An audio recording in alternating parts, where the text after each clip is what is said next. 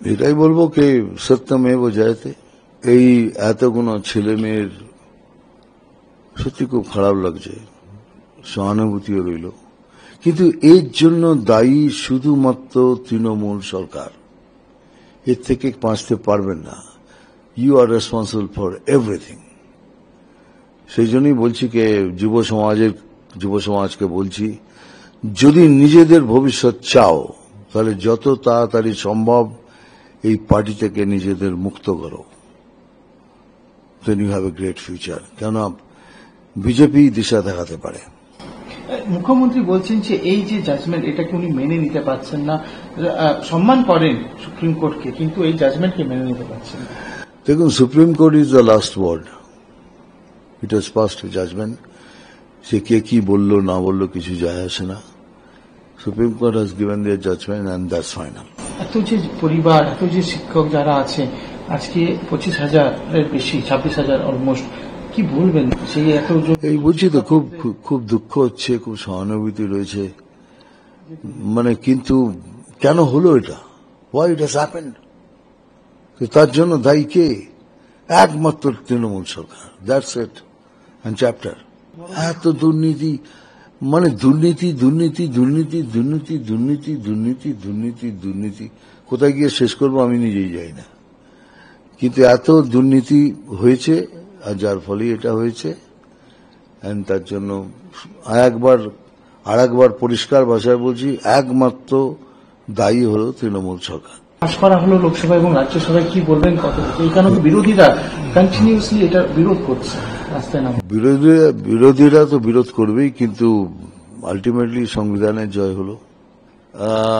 দেখুন, বিজেপি সবসময় মুসলমানদের ভাইয়ের মতো ট্রিট করেছে, আর বাকি অন্যরা, স্পেশালি তৃণমূল কংগ্রেস, মুসলমানদের ভোট ব্যাংক হিসেবে ট্রিট করেছে। এটাই ডিফারেন্স। মনে হচ্ছে এটা সবারই পক্ষে হবে, সবকে হক মে হোগা। এটা শিওর সবার জন্য হবে। এটাই বলবো কি সত্যমেব জয়তে। এই এতগুলো ছেলে মেয়ের সত্যি খুব খারাপ লাগছে, সহানুভূতিও রইল, কিন্তু এর জন্য দায়ী শুধুমাত্র তৃণমূল সরকার।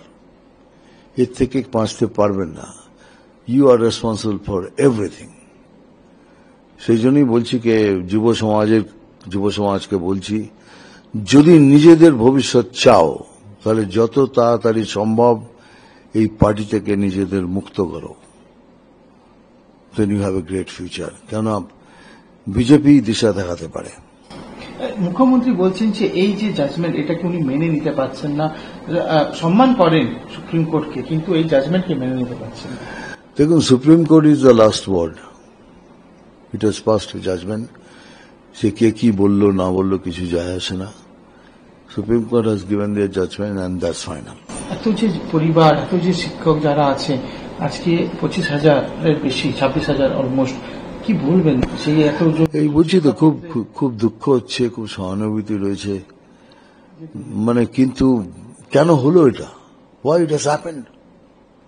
তার জন্য দায়ী কে? একমাত্র তৃণমূল সরকার। That's it end chapter. এত দুর্নীতি, দুর্নীতি দুর্নীতি দুর্নীতি দুর্নীতি দুর্নীতি দুর্নীতি দুর্নীতি দুর্নীতি কোথায় গিয়ে শেষ করবো আমি নিজেই যাই না।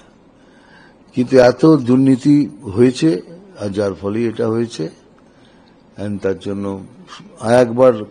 আরেকবার পরিষ্কার ভাষায় বলছি, একমাত্র দায়ী হল তৃণমূল সরকার। পাস করা হলো লোকসভা এবং রাজ্যসভায়, কি বলবেন? কত এখানে তো বিরোধীরা কন্টিনিউসলি এটা বিরোধ করছে, রাস্তায় নাম।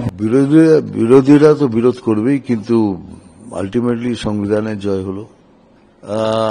দেখুন, বিজেপি সবসময় মুসলমানদের ভাইয়ের মতো ট্রিট করেছে, আর বাকি অন্যরা, স্পেশালি তৃণমূল কংগ্রেস, মুসলমানদের ভোট ব্যাংক হিসেবে ট্রিট করেছে। এটাই ডিফারেন্স। মনে হচ্ছে এটা সবারই পক্ষে হবে, সবকে হক মে হোগা। এটা শিওর সবার জন্য হবে। এটা আমাদের ভিডিও ভালো লাগলে লাইক এবং শেয়ার করুন। কমেন্ট সেকশনে গিয়ে জানান আপনাদের মতামত। আরও ভিডিও পেতে আমাদের চ্যানেল সাবস্ক্রাইব করুন এবং প্রতি মুহূর্তে খবরের আপডেট পেতে প্রেস করুন বেল আইকন।